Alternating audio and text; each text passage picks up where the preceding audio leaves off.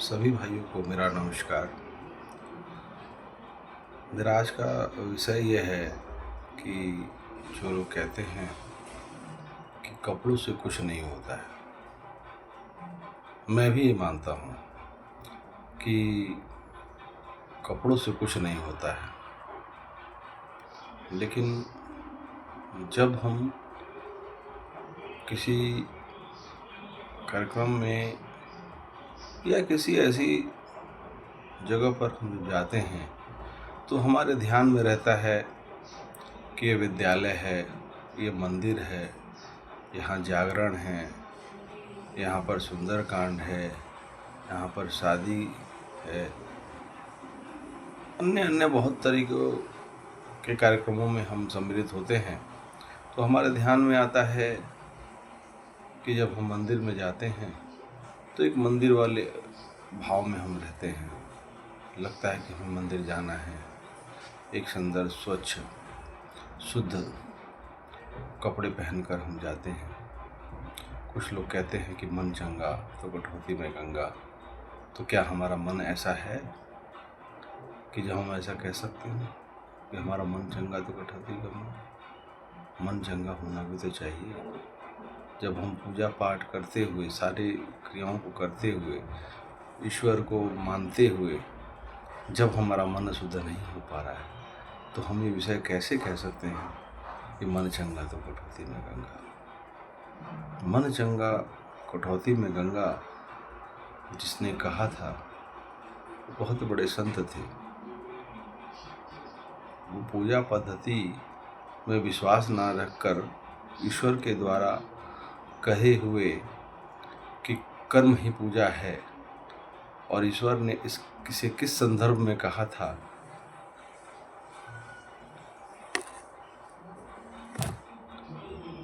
ईश्वर ने इसे किस संदर्भ में कहा था, ये शायद हमको ज्ञात नहीं है।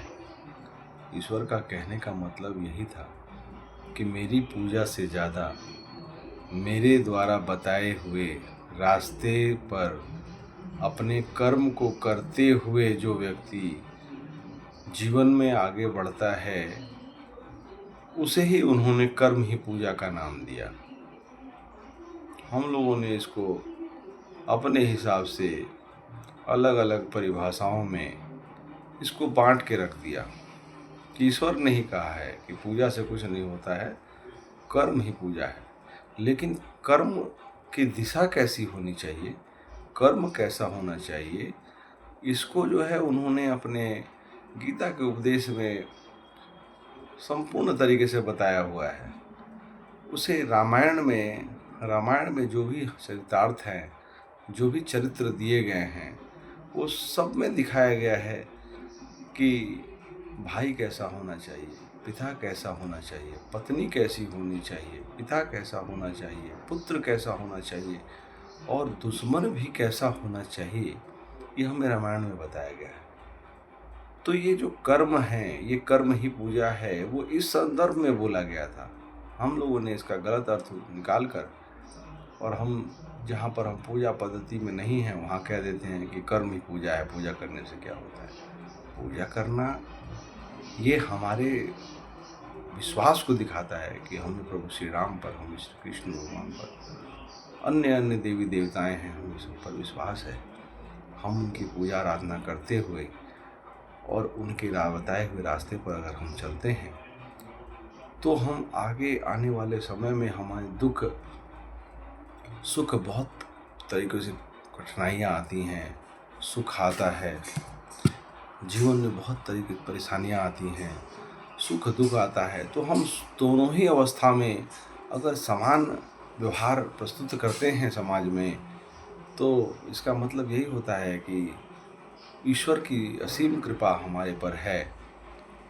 ऐसा नहीं है कि हमारे पे बहुत पैसा आ गया तो हम दूसरे लय में चल दिए, कम पैसा है तो हम दूसरे लय में चल रहे हैं। दोनों ही स्थिति में अगर हम समान हैं, सबसे वही प्रेम, वही बंधुता, वही संस्कार, वही संस्कृति लिए हम उस जीवन को यापन कर रहे हैं, तो फिर हमारा जो है वो उद्देश्य जो भगवान ने सभी के लिए बोला हुआ है, कर्म ही पूजा है, तो कहीं ना कहीं वो सार्थक होता दिखता है, नहीं तो सब जो है वो बेकार है।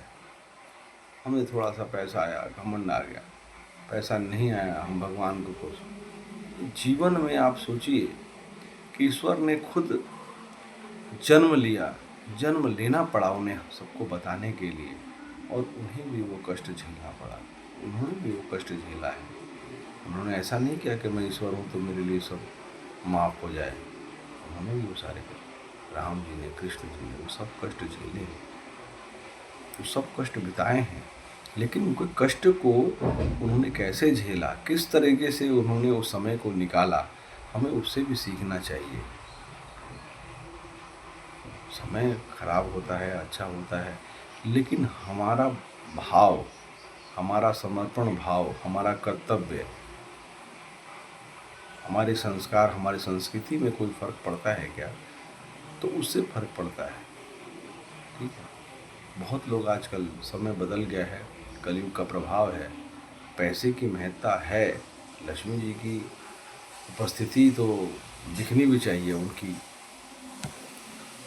हमारी लक्ष्मी जी की उपस्थिति दिखनी चाहिए कि किसके पास लक्ष्मी जी की कृपा है, वो दिखना चाहिए, समाज में दिखना भी चाहिए, इसमें कोई ऐतराज़ नहीं है। लेकिन उसकी उपस्थिति पॉजिटिव है या निगेटिव है, सार्थक है निरर्थक है, इसका भी ध्यान रखना चाहिए। जब हम कहते हैं ना कि हम भगवान के भक्त हैं, तो जब हम बाहर निकलते हैं तो हमारे आचरण में वो चीज़ें दिखनी चाहिए। अगर हमारे आचरण में वो चीज़ें नहीं दिखती हैं तो दूसरे को मौका मिलता है कि वो बोले कि ये तो दिखावे के लिए पूजा करता है। पूजा दिखावे के लिए नहीं होती। पूजा अगर हम भगवान को, ईश्वर करते हैं, तो हमारी ये नैतिक कर्तव्य है कि जब हम बाहर निकलें तो दूसरे को ये कहने का मौका ना मिले कि ये वैसे तो घंटी बजाता रहता है, इतना बड़ा भक्त है, लेकिन इसके आचरण में, इसके भाव में वो चीज़ें दिखती नहीं हैं।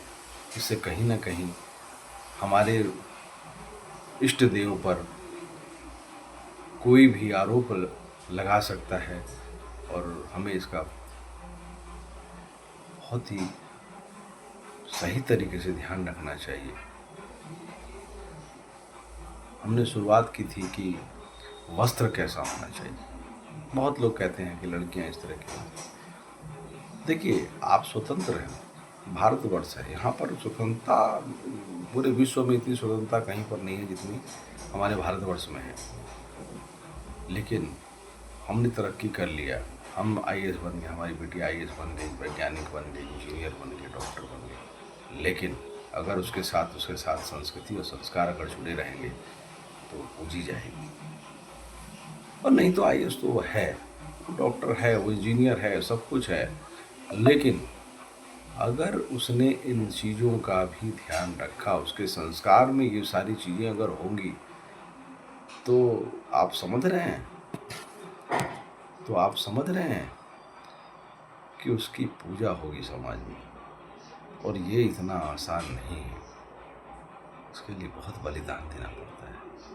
हम अच्छी पढ़ाई करके टॉपर तो बन सकते हैं, लेकिन टॉपर के साथ अगर कोई ये जोड़ दे कि टॉपर है लेकिन संस्कार संस्कृति में भी वो टॉपर है, वो अपने बोल चाल में, अपने भाव में, समाज में भी टॉपर है, तो कितना अच्छा लगेगा। तो हम सब कोशिश करें कि हम दिखावे की ज़िंदगी को जो जी रहे हैं वो जीते रहें, कोई दिक्कत नहीं है। लेकिन जब हम बात हमारे संस्कार संस्कृति, हमारे धर्म की, हमारे परिवार की, हमारे समाज की, हमारे पूर्वज की आए,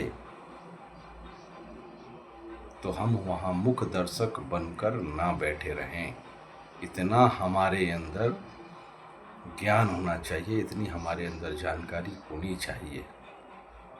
और हम जो चुप बैठ जाते हैं, यही दूसरे को बोलने के लिए अवसर देता है।